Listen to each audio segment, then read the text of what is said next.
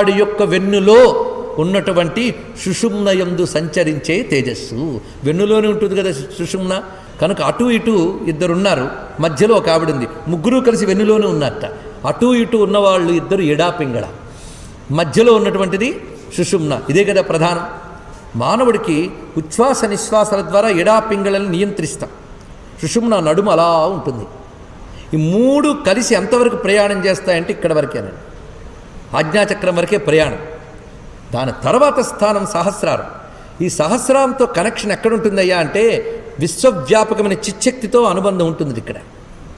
కానీ ఎవడిలో కుండలిని జాగరణ కాదో వాడు విశ్వవ్యాపకమైన అనంత చిచ్చక్తిని అందుకోలేడు. వాడు కేవలం ఆ శక్తిని పరిమితంలోనే అనుభవిస్తుంటాడు.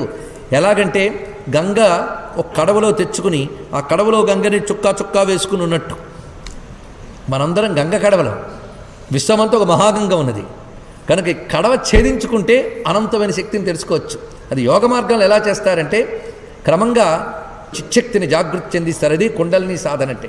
అది క్రమక్రమంగా మూలాధారం దాటుకుని